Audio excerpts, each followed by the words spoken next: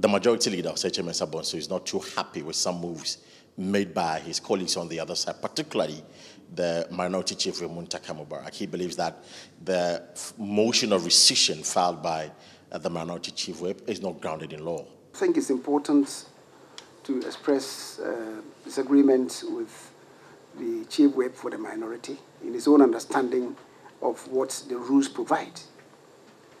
A speaker can receive petitions from outside. And indeed, as you are all aware, demonstrators come to Parliament to present petitions. Who do they submit the petitions to, or do they intend to submit the petitions to? To the Speaker. And because the Speaker would ordinarily be presiding, he would oftentimes send the majority leader and the minority leader to go and receive the petitions on his behalf and submit the petitions to him.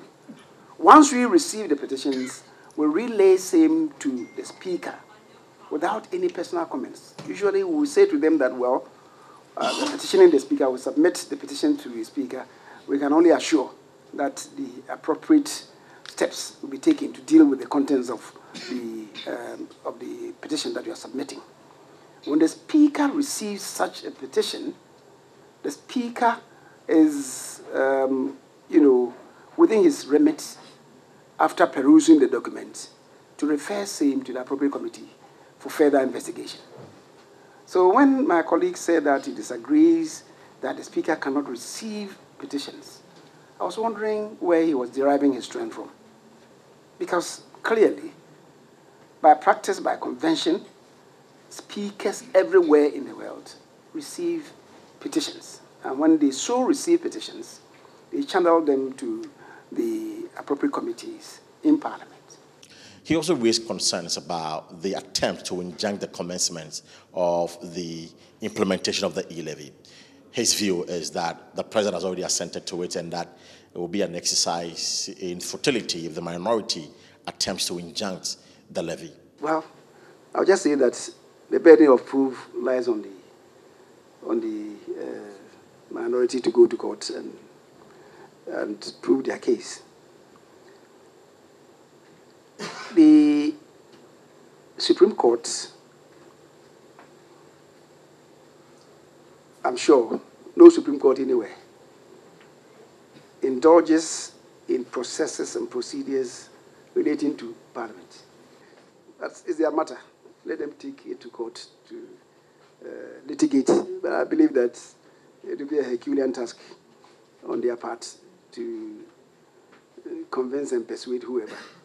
They say they want to stop the implementation. But the bill is already being implemented. I don't know what they mean by that. Upon the assent of the president, a bill, if Parliament has not postponed the operation of the bill, immediately after the assent, it comes into operation. So if you fall foul to it, you can be prosecuted for falling foul to a bill that has been assented by the president. I don't want to pronounce on it, but I guess you and I would know that it's going to be an exercise in futility. He's also been responding to the concerns about whether or not Joseph Osei, being the first deputy speaker and also the chairman of the presidency committee, has the locus and the right to preside over the sitting that will give hearing to the 3 NPP MPs who have been directed to appear before them and answer some questions over their absence in Parliament.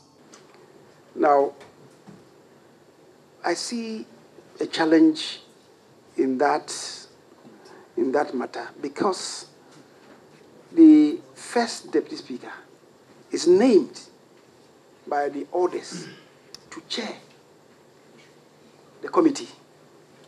So if you are insisting that the first deputy speaker shouldn't chair, are you going to amend the standing orders to accommodate another person to be the chair? That's point number one.